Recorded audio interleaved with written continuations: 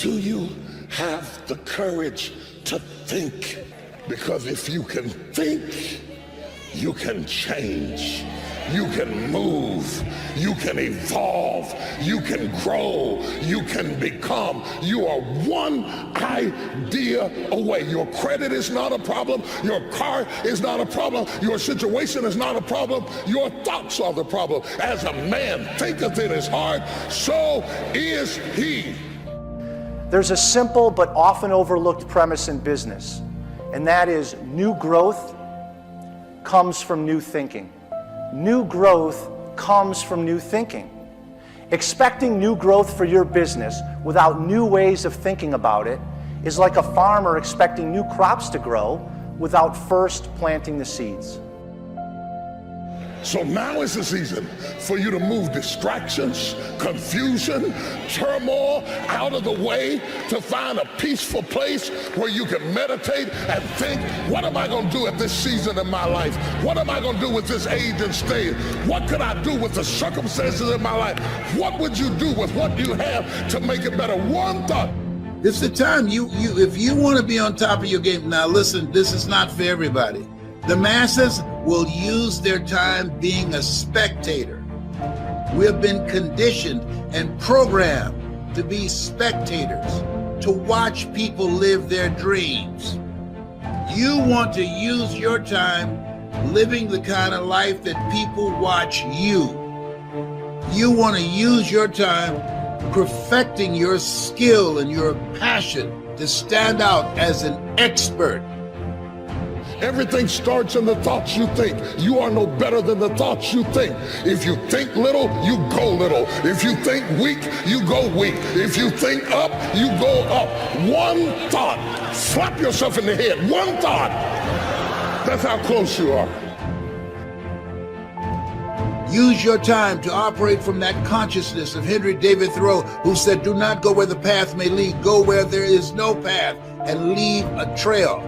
If you just decide, I'm going to find something that I would enjoy doing, and then I'm going to carve out the time and have a schedule that I'm working on it every day, listen to me, nobody can touch you. There's no competition. There's no excuse today for not becoming successful. Even if you just lost your job, even if you're going through foreclosure and eviction, you can come back. You have no competition because the majority of the people throw their time away and they have nothing to show for it. When you think about growing, whenever you're faced with a situation that you can't control and you make the decision to grow, it kind of trims the fat, right?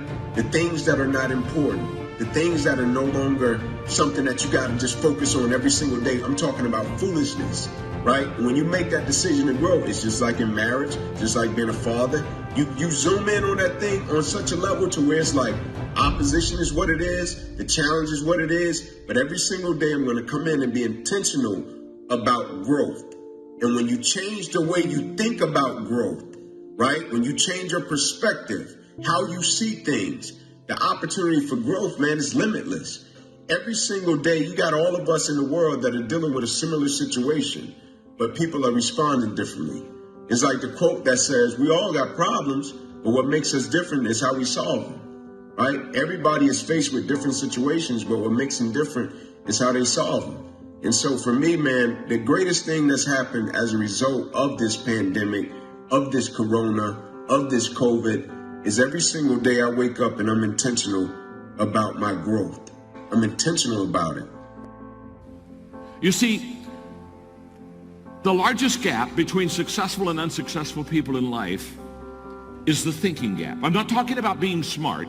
I'm not talking about an IQ. I'm talking about how you think, how I think. Successful people think differently than unsuccessful people. The most important real estate, the most important real estate in life is 6 inches between the ears. How we think. Becoming a better thinker is worth your effort because the way you think really impacts every aspect of your life.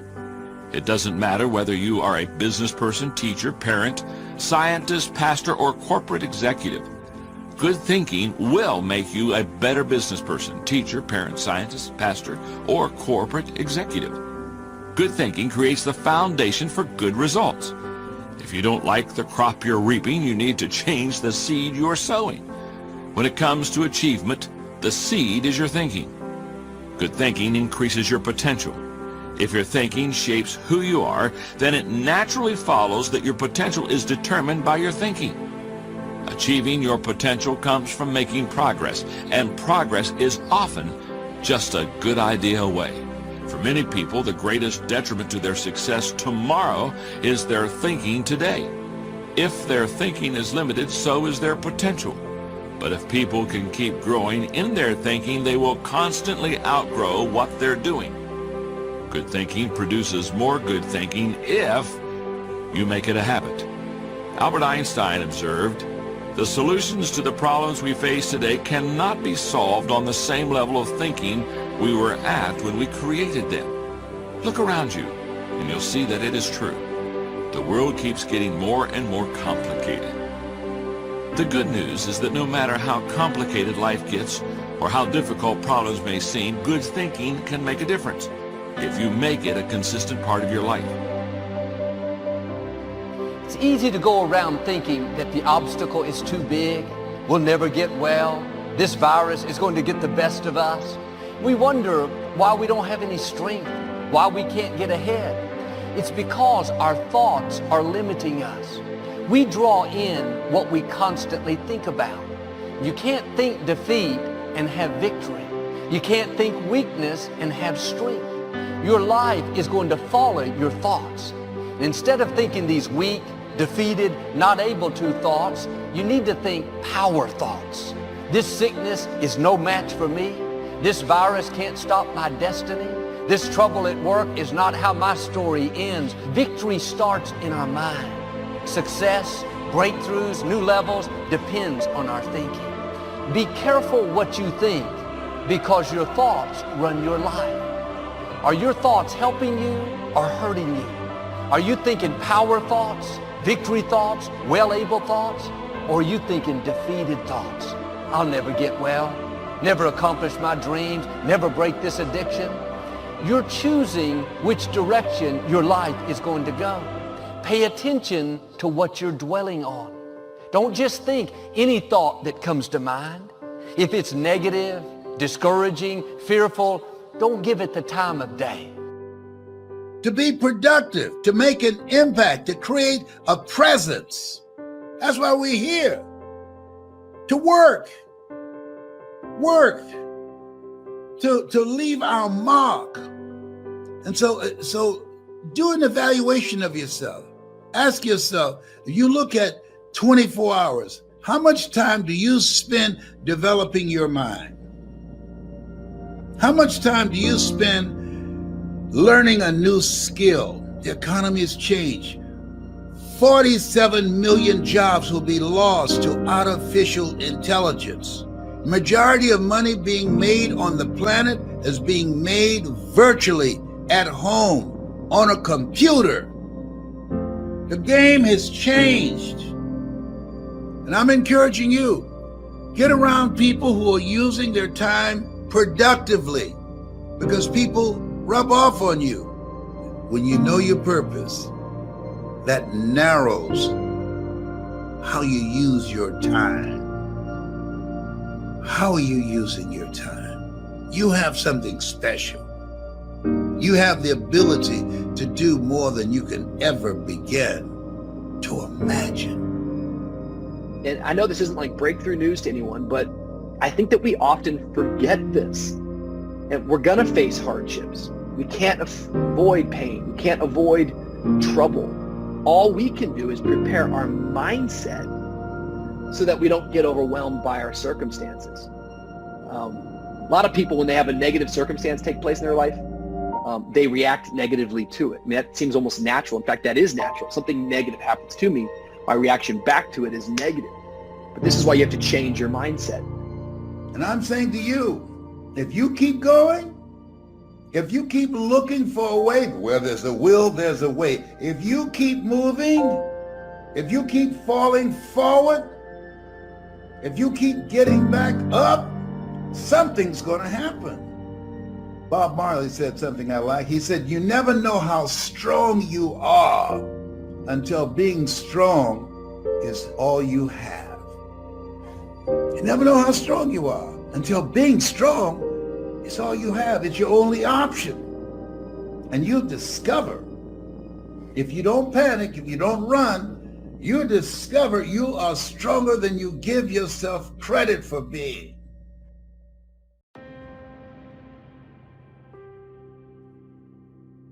First of all, you need to know them for your own life, because you got to know that there are differences in intelligence. It's really important. If you go into a job and you're not smart enough for that job, you're going to have one bloody miserable time, and you're going to make life wretched for the people around you because you won't be able to handle the position. And as you climb hierarchies of competence, the demand on fluid intelligence increases. And so unless you want to fail, you don't put yourself in over your head. Well, what's over your head? Well, that's a tricky thing to figure out. I mean, you have to figure that out with intelligence, you have to figure it out with conscientiousness, you have to figure it out with creativity, you have to figure it out with stress tolerance, with agreeableness, because you want to go into a cooperative environment and not a competitive one if you're agreeable. And with neuroticism, you probably want to keep the stress level of your job relatively low, because those are all places that you can break down. And most people have at least one significant weakness in their intelligence personality makeup, and you got to be careful not to place yourself in a position where that's going to be a fatal flaw. But what you really want to do, as far as I can tell, if you want to maximize your chances for both success and let's say well-being, is you want to find a strata of occupation in which you would have an intelligence that would put you in the upper quartile. That's perfect. Then you're a big fish in a small pond. And you don't want to be the stupidest guy in the room. It's a bloody rough place to be. So, and you probably don't want to be the smartest guy in the room either, because what that probably means is you should be in a different room, right? You should look at a place where if you're right at the top, you've mastered it. It's time to go somewhere where you're a little lower so that you've got something to climb up for. So, and if you're not hyper conscientious, for example, you're probably not going to want a job that you have to work 70 hours a week at, because you're just not wired up that way. You'd rather have some leisure, and like, more power to you. If that's how you're wired up, there's nothing wrong with having some leisure.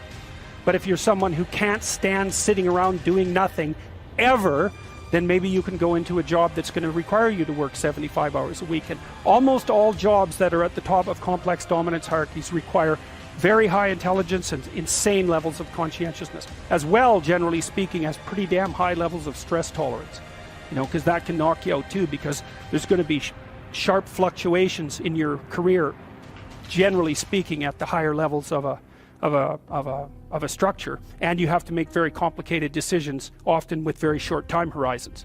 So you have to decide if that's what you want. So, okay, so how smart do you have to be different things in life? Well, if you have an IQ of 116 to 130, which is 85th percentile and above, so it's one person in 8 up to one person in 130, I believe, is 85, 90, 95? Is it 95? I think it's 95. One person in 8 to one person in 20. Then you can be an attorney, a research analyst, an editor, an advertising manager, a chemist, an engineer, an executive manager, etc. That's not the high end for IQ, by the way. You know, that it can go up, well, it can go up indefinitely, although there's fewer and fewer people as it goes up. So if you want to be the best at what you're doing, bar none, then having an IQ of above 145 is a necessity, and maybe you're pushing 160 in some situations. The moment you start getting feedback in your outer world with cool things happening, you're going to pay attention to what you did to create that, and you're going to do it again. And now you're going to begin to believe that you're more of a creator of your life than you are a victim of your life. Now let's just talk about being a victim of your life.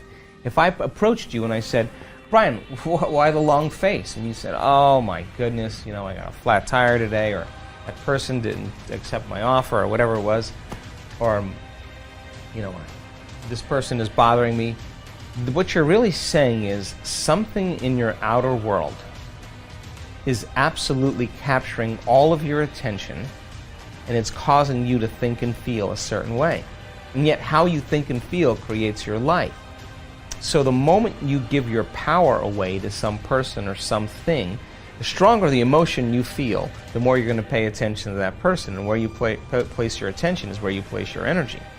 So it makes sense then that every time you say, I am this way because of something out there, you're unconsciously signing up to be a victim to your life.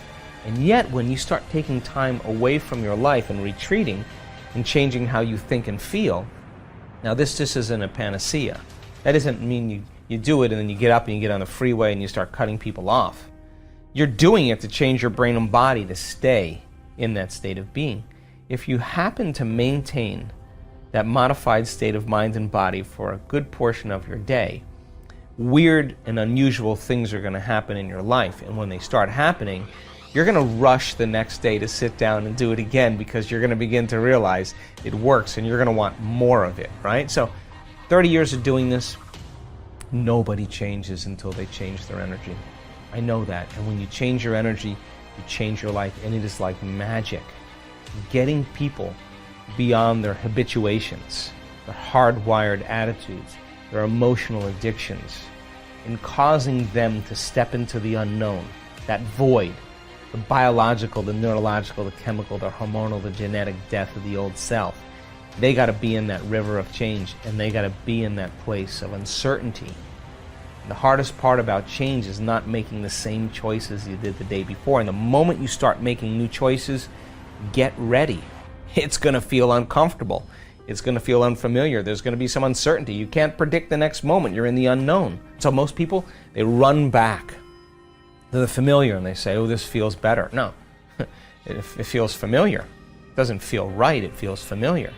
And yet the person who crosses that river and says, what thoughts do I want to fire and wire in my brain? What behaviors do I want to demonstrate? The act of closing your eyes and rehearsing the behaviors you're going to demonstrate in one day begins to install the neurological hardware in your brain to look like it already happened. You are priming your brain and those circuits in your brain to begin to think that way or to act that way. Who knows, you may just start acting like a healthy person. You may start thinking like a genius. Well, you install the circuits. There's no magic there. No idea works until you do the work. I mean, the reality is, reading a book or going to a conference or having a great conversation where you get this golden information, that's all fantastic. But what makes mastery is execution on the ideas, not the ideas. And so no idea works unless you're willing to roll up your sleeves, do the practice, invest the time, put in the effort, do the work. I think we've all observed a lot of people who, they love reading the books, they love showing up at the courses, they do all the online training, and nothing ever changes. And they say, well, you know, I don't know why it doesn't change, why my life doesn't change, why my thinking doesn't change, why my performance doesn't change, why my relationships don't change. Well, it's because ideas don't work if you don't execute on them. So if you look at the great business builders, you look at any great performer, one thing that makes them great is their grit. One thing that makes them great is their hunger to practice. One thing that makes them great is they are willing to sacrifice. I mean, yes, they're passionate, but did you know the root of the word passion is suffering? You've got to be willing to suffer for your vision. You've got to be willing to suffer to reach BIW, best in world. You've got to be willing to suffer the ridicule and laughter of your critics and your cynics to get to a place called world class. Double your income and impact, triple your investment in two areas, your personal development and your professional education. I'm going to repeat that again because it's such an important maxim. To double your income and impact, triple your investment in two areas, your personal development and your professional education. I had a conversation the other day with someone and he shared something fascinating. He said, in my culture, we have a principle to invest 10% in our personal development, 10% of their income in their personal education. And that's part of their culture where they live in the world. And I've never heard that before, and I thought that was fascinating. It's almost like tithing, but when it comes to personal development. And so, why do I suggest you invest in your personal development and your professional education? Well, investing in your personal development makes you more positive. It makes you more fearless. It makes you more confident. It makes you more self-aware. Investing in your personal development is all about getting to know your true nature, your potential. And when you connect with who you truly are, your potential and your inner genius and your creativity and your talents, of course that's going to make you exponentially more successful in the world. And then the second area to invest in dramatically is your professional education. You want to go to a conference every 3 months. You want to have a circle of mentors. You want to be in the rooms with the A players. Why? Because when you know more, you can achieve more. When you know more about your work and your craft and your skill than anyone else who has ever done it, you're going to be untouchable because you're going to see things that most people can't see.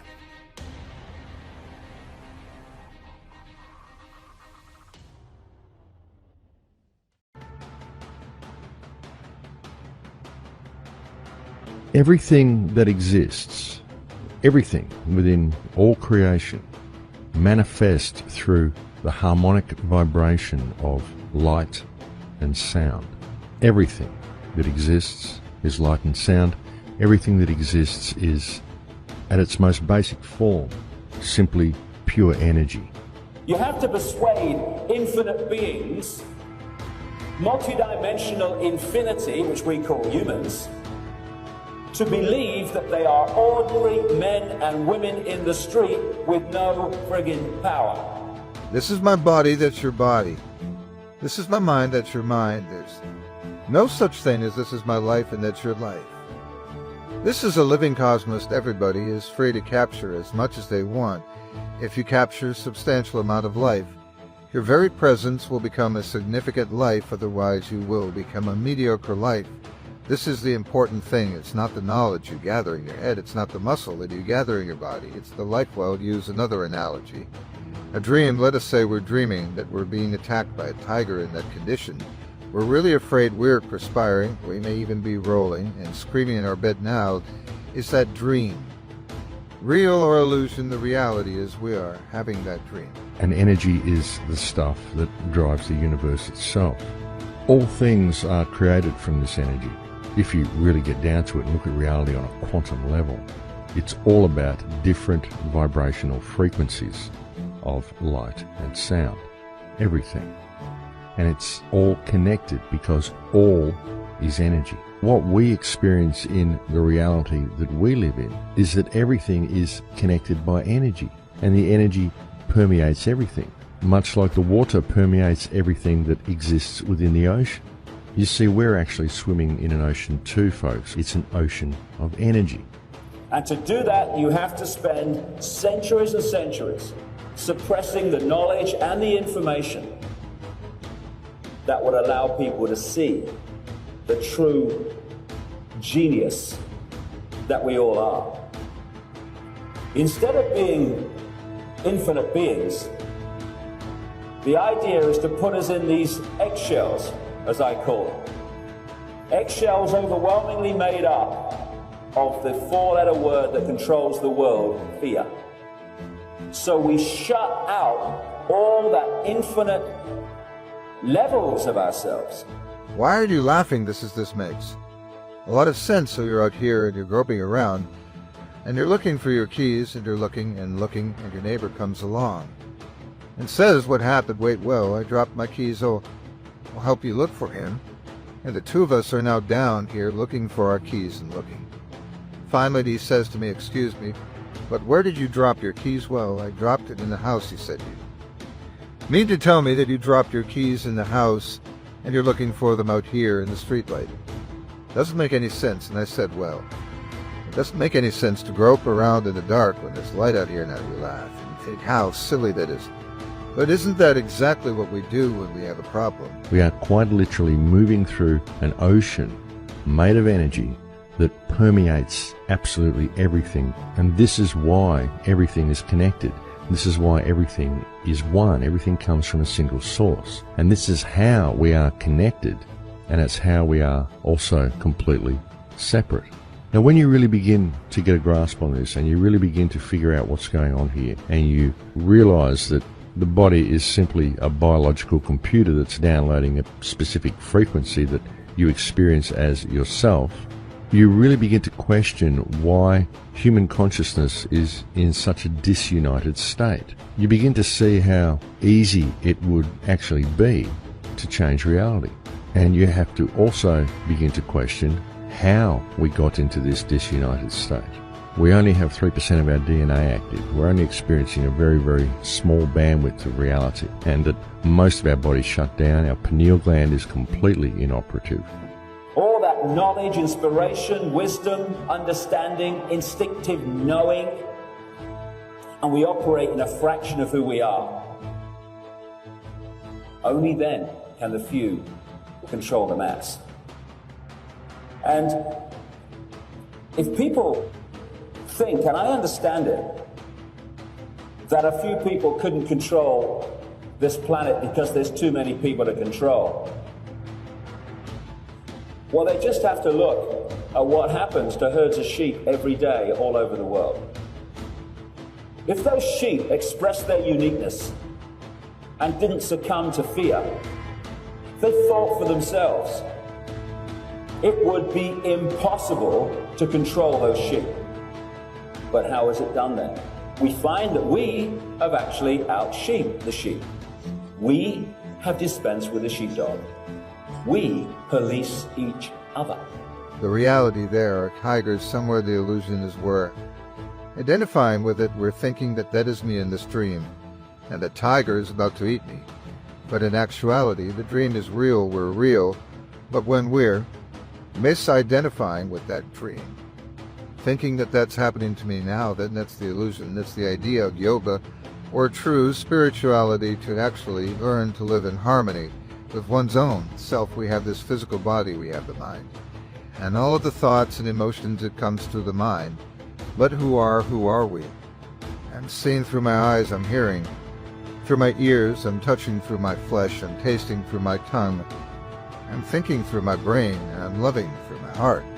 But who is that me? That me is the essential consciousness that's giving life to every other aspect of our existence, our body and our mind. When you really look at the entire human organism from an energetic perspective, it is something that is virtually inoperative.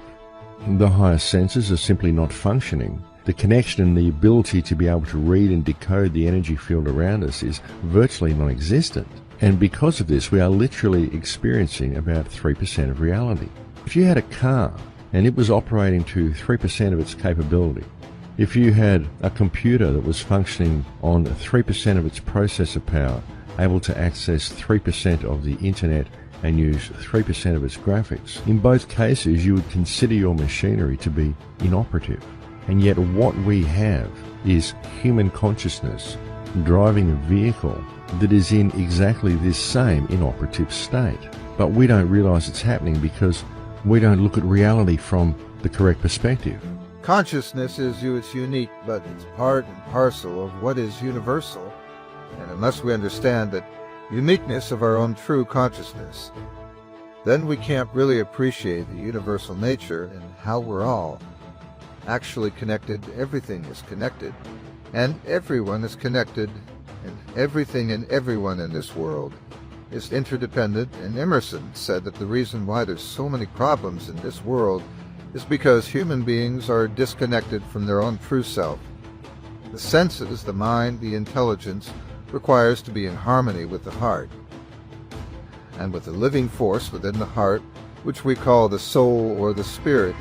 And when we understand the sacredness, the beauty, the eternal nature of our own spirit, then we can recognize it in creation, and we can recognize it in others. It makes it easier, yeah, but it doesn't cross the line where it becomes possible. That line is crossed when those who concede their mind to someone else's norms then insist that everyone else does the same. Because that's when the human race becomes not only the sheep, but the sheepdog. That's the point when we police each other. And when you've created this herd mentality, my goodness me, it's been around for a few thousand years now, and you've got people to police each other, what you do then is you break up the herd mentality into warring factions. What you do is you create organizations and belief systems that can be played off against each other, like religions, political parties, economic systems, and all this stuff. When we don't realize, experience, perceive the sacredness of our own true self, then our perception is an illusion of the world. But when we understand who we are, and understand our harmony and relationship with the world around us, and the people around us, then we're actually seeing everything as truth. We're seeing as a spiritual reality, even in this world, when you change the way. You look at things, the things you look at change. Albert Einstein once observed that you have the most fundamental and major decision that you have to make in your life is this: to live in a friendly or a hostile universe. Which isn't? Is it a universe that is filled with hostility and anger and people wanting to hate each other and people wanting to kill each other? Is that what you see? Because when you see the world that way, that's exactly what you will create for yourself in your life. And then you get people to fight and war with each other. So now we're not only a herd mentality, the herd mentality is at war with itself. And while we're cussing each other and shouting each other and blaming each other, the few are pulling the strings of all sides. Because if you are going to hold a position of global control, you have to have conflict and chaos. You try manipulating harmony. You try manipulating people who have respect for another's right to be different. Someone with a different vision of possibility shows that the norms are not the only possible reality.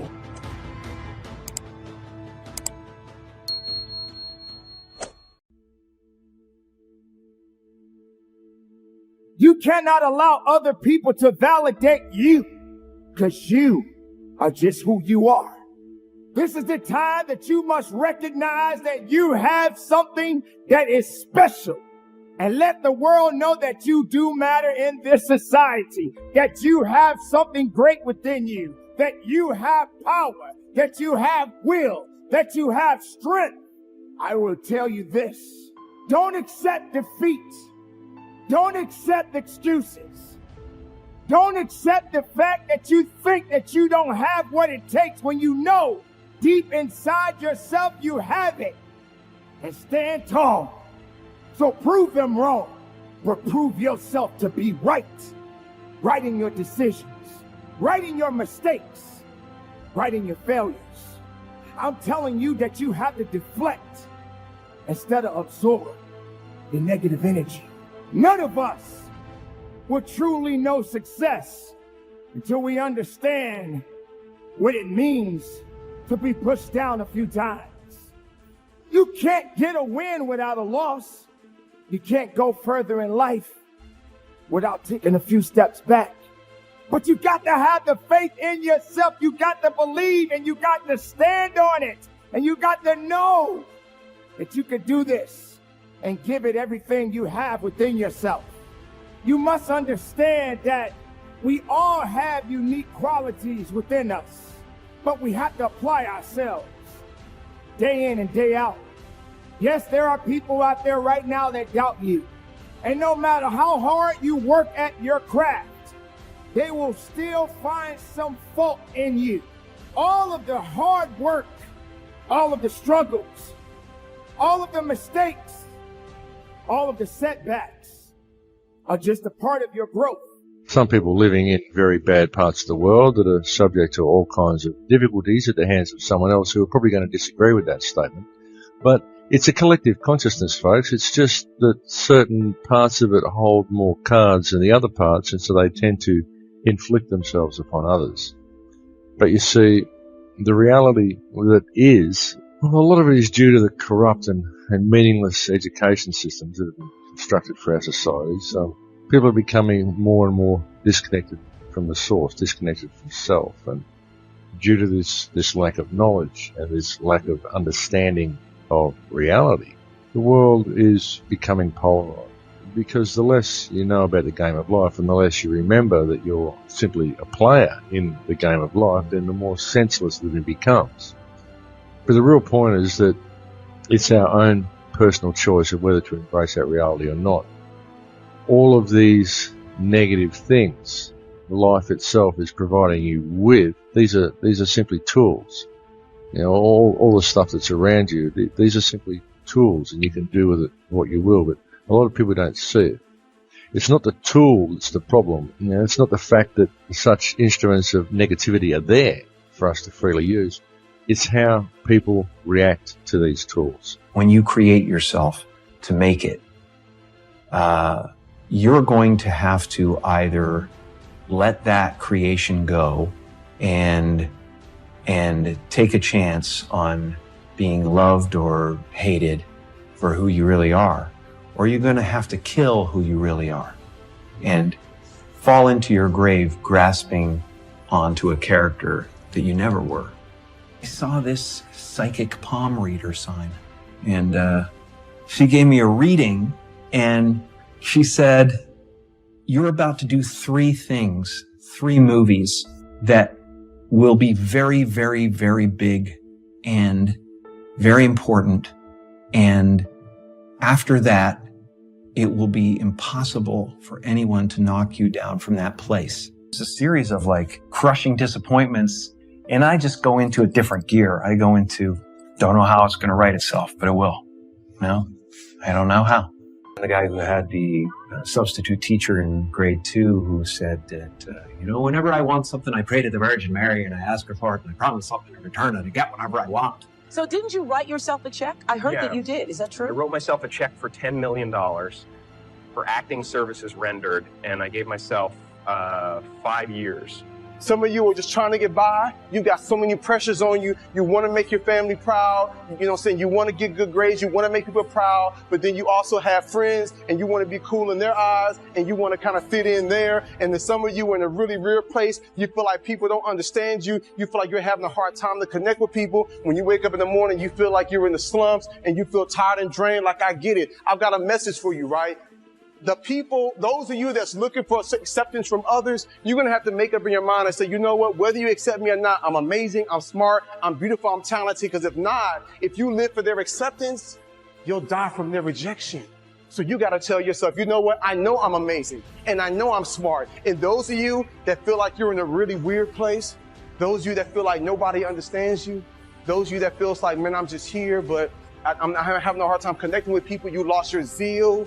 You lost your passion. You feel like, what's the point of living? You feel like you could relate to what they were doing in the skit. Here's my advice to you. Don't keep it to yourself. The worst thing that you can do when you're in that dark place is to just let that thing push you off in the corner. I'm going to challenge you to come to the light and be bold and be brave enough and be vulnerable enough to say, hey, you know what? I need help. I can't do this by myself. And you know why I'm an advocate for that so much? It's because to this day, I'm in my 30s and I still got counselors I meet with. And I still have counselors and therapists that I sit down with. And I have a counselor of people that I can meet with and connect with. Crazy, right?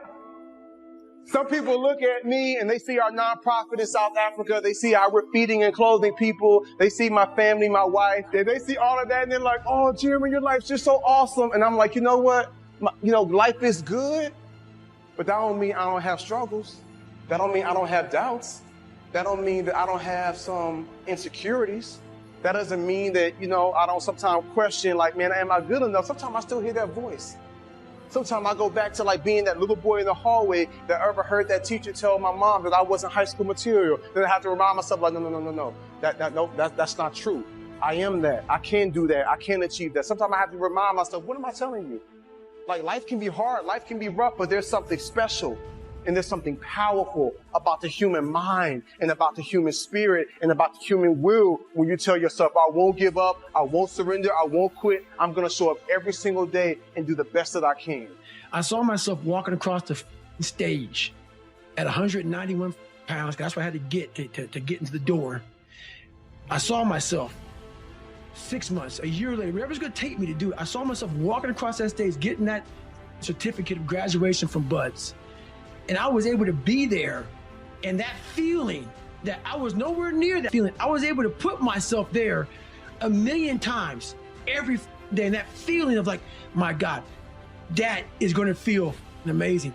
That's what made me suffer. That's what allowed the pain to be real and say, this is worth it. I want to feel for This next 18 months, it took me 18 months to finally become a Navy SEAL, to finally, just get through butts. 18 months, it's 6 months. It took me 18.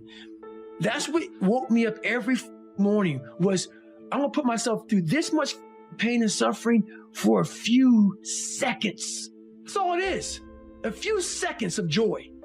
And it's so worth it, man. That's what people don't get. So I'm able to put myself at the finish line, even though I have no finish line, but at the finish line of an event before I even start the, to say, how are you going to feel at the end of this? Visualizing is my biggest tool of life. That's why I've been able to put myself in cold water, put myself in a 100-mile race millions of times before I've done it. And I'm able to go through the race and see how I'm going to feel at mile 50. Almost to the exact feeling. Right, so when it comes up, it's no surprise. It's no surprise. I've already done this a million times. I recommended the last time I was here, the little book, Richest Man in Babylon, and I said, I've lectured now to over 3 million people. Guess how many have actually gone and got this little book? Answer, very few. My best guess is 10%. Such an easy thing to do. This little book, number one, is easy to find. Number two, it's easy to buy. The most you can pay for it, $6, $7, $8. You can borrow that from your kids. But if it's easy to find and easy to buy, and if it's easy to read, why wouldn't everybody go get it? We don't know. I don't know. Nobody knows. Here's how profound it is. Some do and some don't. Now here's the numbers. About 10% do.